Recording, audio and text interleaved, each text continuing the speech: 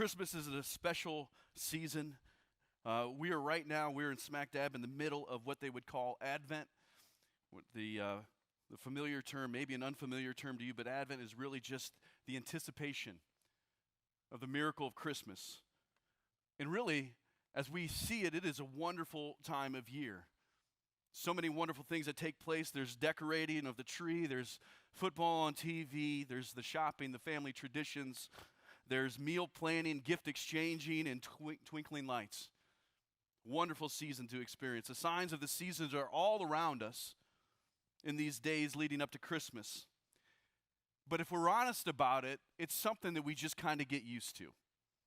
It's just something that maybe we take for granted, that we don't realize how really important it is over the years. It's something that becomes familiar and common to us in our routines and traditions in our lives. But this is what the season is all about? Is it what it's meant to be? The season, to what we celebrate, this event that took place all started with a sign. Christmas began with a sign, and that's important because it's easy to overlook. It's easy to forget.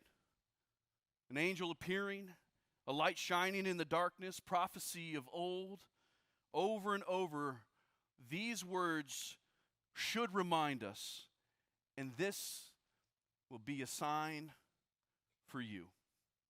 Shepherds, as they're out in the middle of the fields working, protecting their sheep, in the midst of the darkness, watching over their flocks, an angel appears to them, as recorded in Luke chapter 2, and says this, "Fear not, for behold, I bring good news of great joy that will be for all people.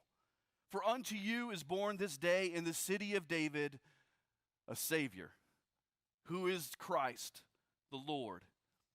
And this will be a sign for you."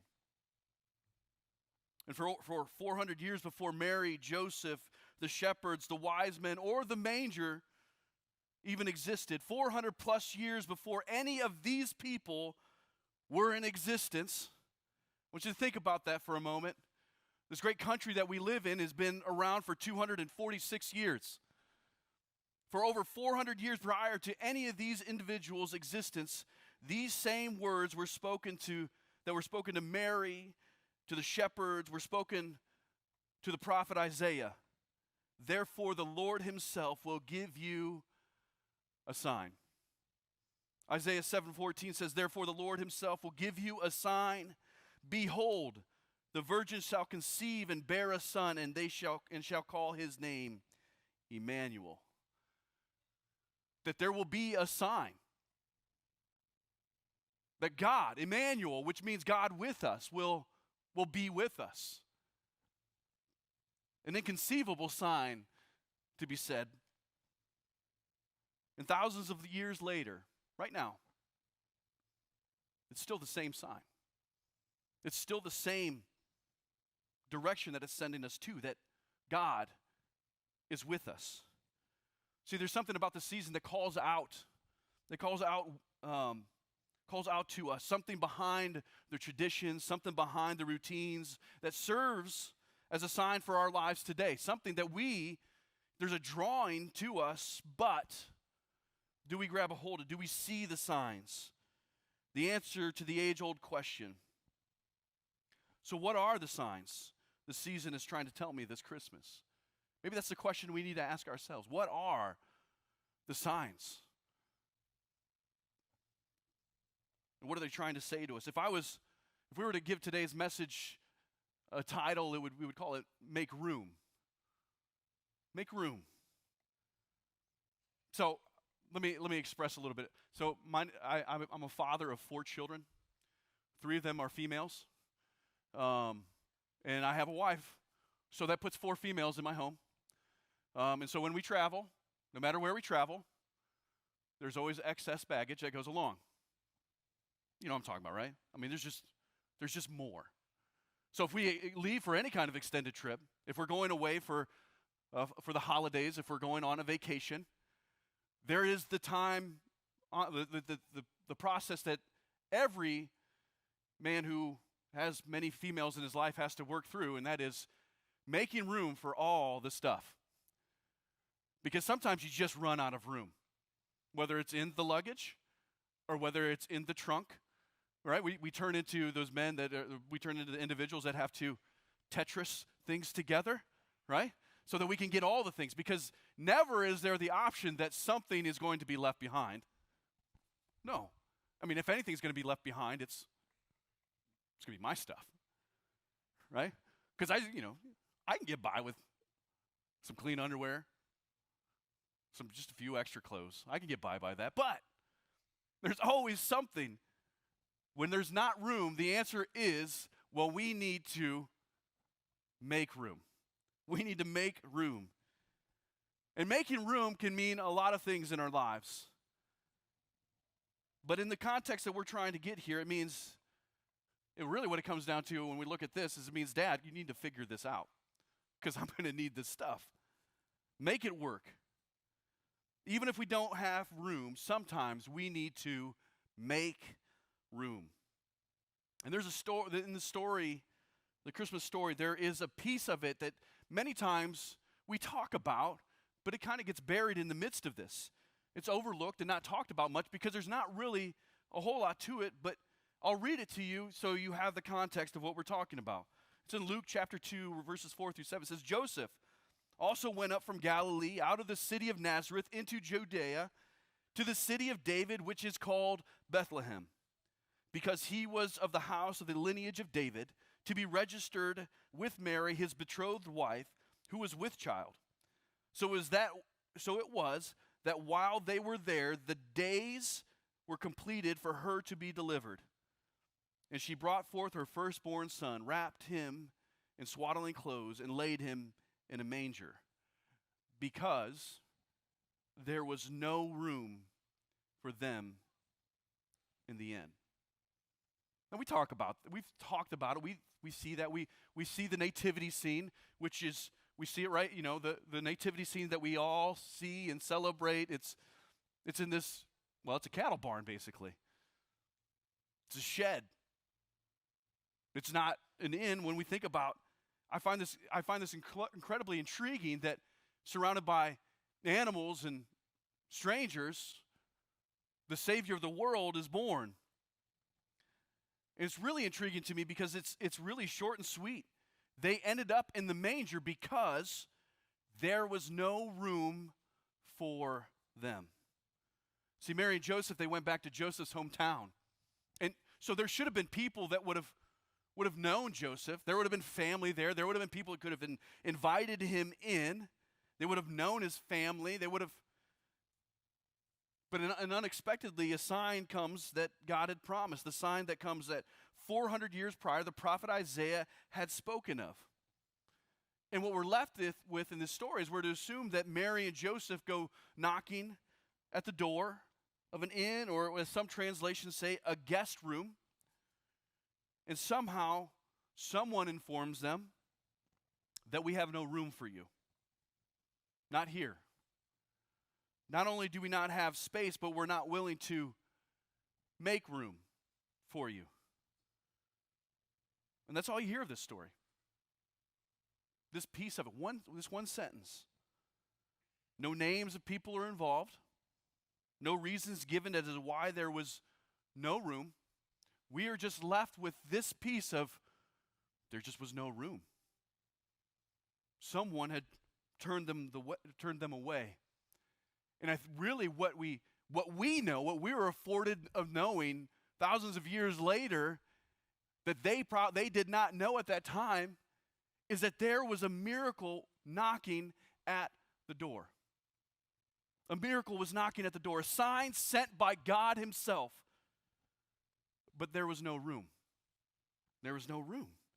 Instead, now forever, the nativity scene is the scene that signifies the sign, and its meaning and gives meaning to our lives.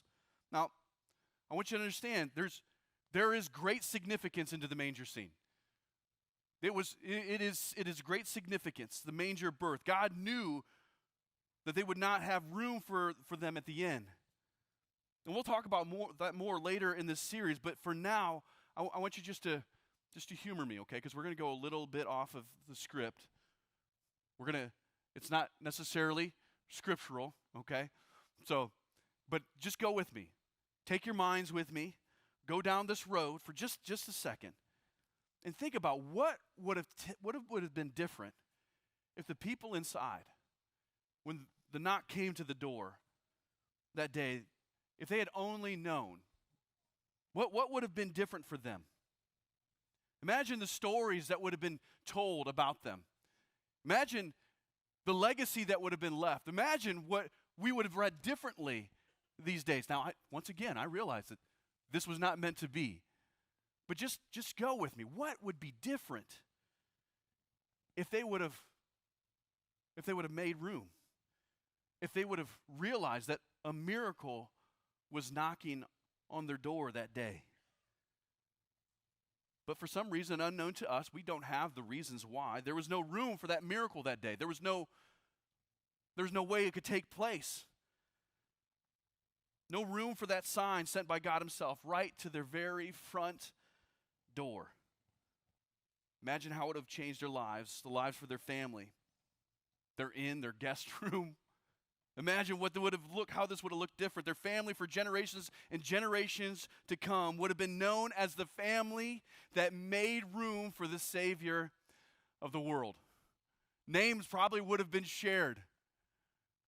Biblical names that I can't even make up right now would have been known for, well, Aunt so-and-so would have made room and spent time with the nieces and nephews. Would have been in their room. The man of the house, he would have been the one that slept with the cattle that day. What would have been different if they would have just said yes to the miracle to the sign that was there right there before them? I have to imagine that someone in the inn, in the guest room, would have made room today. Thousands of years later, we'd be talking about them, knowing their names. But that's not the story. Because they didn't see the sign. They didn't see the sign that God had put before them. They didn't make room. And listen, there's a lot of speculation as to why there wouldn't have been room. We know that there's prophecy as to why they wouldn't, but there are other reasons, and we don't necessarily know those reasons. Maybe it was their busy season, rooms were given out well in advance. Maybe they thought Mary and Joseph didn't have the money to pay for this, to be in this room because they're going through a difficult season of traveling, and there's a baby on the way. All different reasons of why this could have been the place that they didn't. But we'll never know that. What we do know is they had no room, and they made no room. So with all that in mind, I want to can we just shift it for just a moment? Let's look at this as to what it means for us. Because what's so significant in this make room story, what's so significant about our lives today in the year 2022, thousands of years later, what is significant for us? What we see from this story, what I believe we see in this story, what it should mean to us is that the room that we have available in our lives, the room that we need to experience and have is margin. See, margin is the room we have available. And that margin is between our needs and our limits in our lives. That this is the availability that we have to be able to say yes. And you may be going, well, hold on, what do you even mean by that? What I'm saying, I'm guessing, is the reason they had no room, the reason that they had was because they had no margin to open the door and welcome in the sign from God, sent by God himself directly to their front door. And that's what the reason was probably somewhere between their needs and their limits in their lives. Their needs, they missed the miracle because they had no margin to receive that miracle. Their limits kept them from having room. And their needs kept them from making room. That's what limits do. They keep us from having room. I have no time to look for a sign. Do you know there's signs all around us that points to the miracle of Christmas, the miracle of God's graciousness and his mercy for us. But many times, especially in this season, we find ourselves in a place where we don't have the time to look for the sign. There's no time to consider what God is trying to say to me this Christmas, because I'm busy and all my time is tied up. I've got places to go, people to see, meals to cook. I've got gifts to buy. I have traditions to celebrate. I have so much going on that I'm at my limit. And that's what limits do. They keep us from having room to experience the sign that God is sending it to us, the miracle that may be in place for us, if we would just be willing to open the door and receive it in. And that's what needs do. They keep us from making room. Our needs keep us from making room to see the signs, to experience the miracle that God is presenting to us. I can't make room. I can't make room for this Christmas. I can't do this because I have my own needs. I've got what I need. I have to get what I need before I have the time to take to look for the signs that are around me. I mean, I appreciate the signs that point to Christmas. We look around, beauty, the splendor, the all that is inspired with Christmas and what the world and what the church is trying to point us to. But let's be honest, sometimes we just can't really grab a hold of that because our needs won't allow us to, because we're so focused on the needs and the limits that we have in our lives. I'm certain if the people heard the knock on the door that day, they would have seen and they would have been able to see past their needs and past their limits and welcome Jesus in that day. I'm convinced that they would have soon learned that a miracle was knocking at the door all along. And I believe that's the case for us today, because here's the deal. God has the signs and the miracles all around us, ready for us to see them, to grab a hold of them. And the reason that we're talking about this today is because we don't want you to miss the sign that God is providing for you.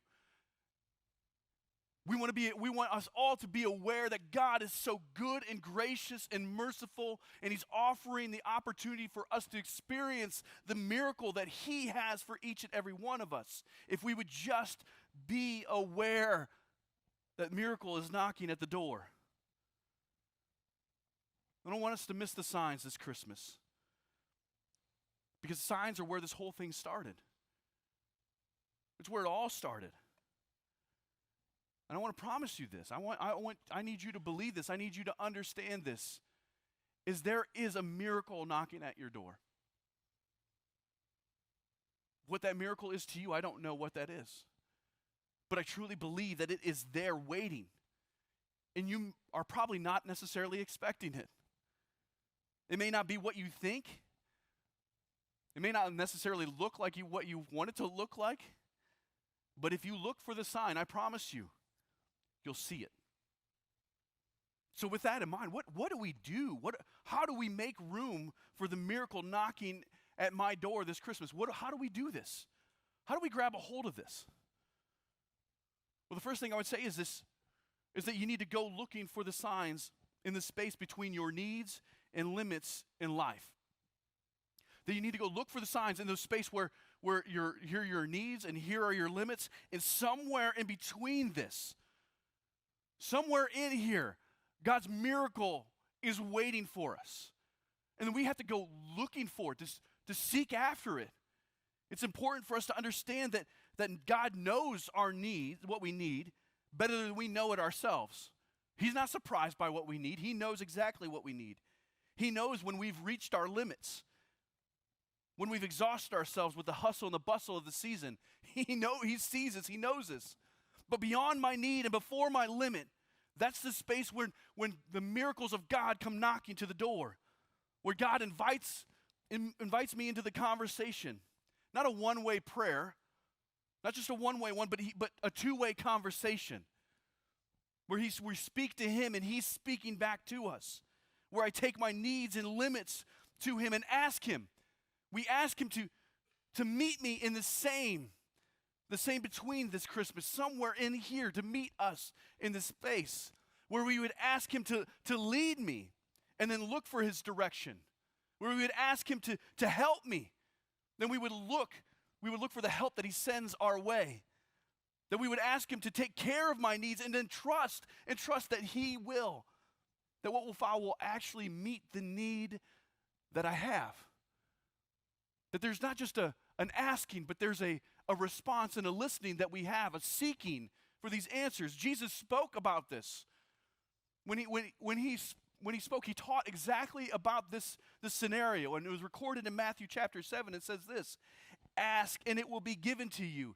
Seek and you will find. Knock and the door will be open to you. For everyone who asks receives. The one who seeks finds. And to the one who knocks, the door will be opened.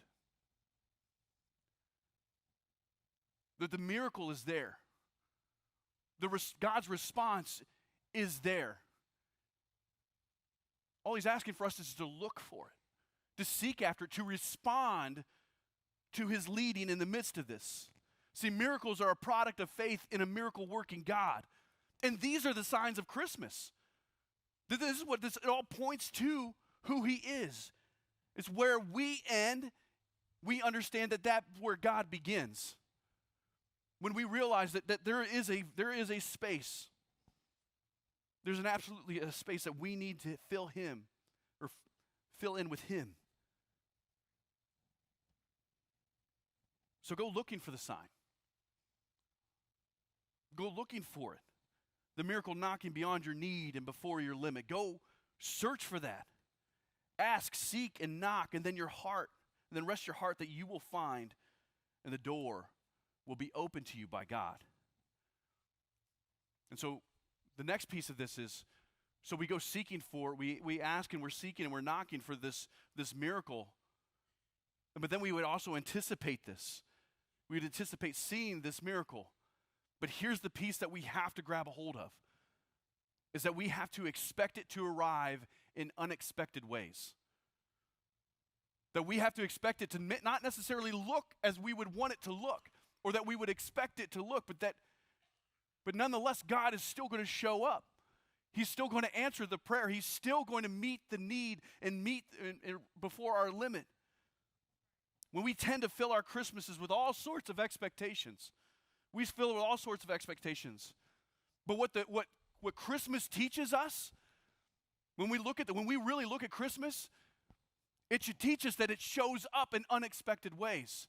That our expectations are completely out of line many times. That how we expect God to answer our questions and our prayers and our desires and how he actually responds don't line up most of the time. We have an unbelievable expectation of what God is going to do and what God is really going to do. And somehow we have to begin to line those up. We need to begin to expect the unexpected when it comes to how God responds to us, because Jesus showing up in a manger was not the expectation. That wasn't the expectation. We typically do not choose our most desperate places as a place to encounter Jesus at Christmas, but that is where he meets us. See, the story of Christmas, that was a desperate situation. An expecting mother in the midst of labor, needing somewhere to go, somewhere to have this child. So desperate that they found themselves in a cattle barn and laying this child in a feeding trough. This is a story of desperation. And Jesus shows up in the midst of this. And God knows that these are the places we most need him. When we need a sign the most is in those desperate places. That's why in this story you see, when it begins to talk about the shepherds in Luke 2, verses 8 through 11, says this: and there were shepherds living out in the fields nearby, keeping watch over their flocks at night. And the angel of the Lord appeared to them, and the glory of the Lord shone around them, and they were terrified. This was unexpected. And they were terrified. But the angel said to them, "Do not be afraid. I bring you good news that will cause great joy for all the people. Today in the town of David, a Savior has been born to you. He is the Messiah, the Lord. This will be a sign to you. You will find a baby wrapped in cloths and lying in a manger." So unexpected. In a desperate situation, God meets them right in that space and provides the miracle, not necessarily in the way that they were expecting it, but nonetheless, he provides exactly what they need, and today what we need. This is why we should expect to find Jesus in the messy places. Because Christmas, the Christmas story, is a messy story. It is messy. This is where we should expect to see Jesus in these places. It's in the sober celebrations of dear friends who a friend of theirs, due to an aggressive cancer, is maybe celebrating their last Christmas. This is why we can expect to find him in a hospital room, at the bedside of a little boy where his parents have kept hopeful or faithful hope since the traumatic brain injury 3 months ago. This is why we can expect to find him in the heartbroken home of a couple whose marriage is on the very last knot of the rope. That this is where we can find a place of disappointment and a place of tears. And this is why we can expect to find him in the places of our own sinful stumbling, our persistent weaknesses, our doubt-filled questions, and all the messy places in between. This is why we can expect to find Jesus in these places, because Christmas is messy. He finds us.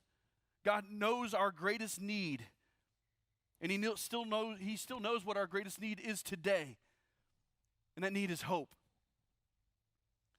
We're going to talk more about that next week. What we really need is hope, and forgiveness will come in the marriage this Christmas.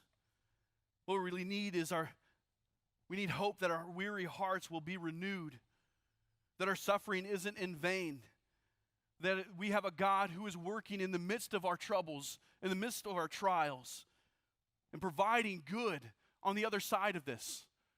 That he isn't aloof to it, that he knows what we're experiencing, but he wants to walk through it with us. We need this hope. Jesus came to this world in a desperate time and in a desperate way. It wasn't the way that people were expecting him to show up. Not by any means. But he came for the reasons that were most important. It wasn't for the reasons that they expected him to come. See, Jesus didn't come to meet our expectations.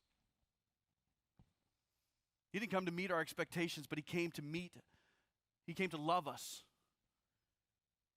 in the ways that we most desperately need. Each and every one of us, he came to meet us in those places. Ways that I promise you that if you look for the signs, if you begin to look for the signs of this love that he is offering for each and every one of us, these places between our needs and our limits, that if we would look for him in these places, he will show up and he will meet our needs in the way that we need him to meet them. So if we look for the signs of these things, it will exceed all expectations this Christmas. So what if we decided as a group of people that we would choose not to be lost in all the glamour and the glitz of Christmas, but to be doing what Advent calls us to do, which is to anticipate the arrival, to anticipate the knock at the door, to anticipate God meeting our very needs right where we need him to meet them. I'm telling you, I believe this will be the best Christmas we've ever had. If we would choose to seek him in those places between our needs and our limits. And he will show up and be faithful in ways that we didn't realize he would be. So will you join us in anticipating God's miracle working nature in the unexpected places? Let me pray for you.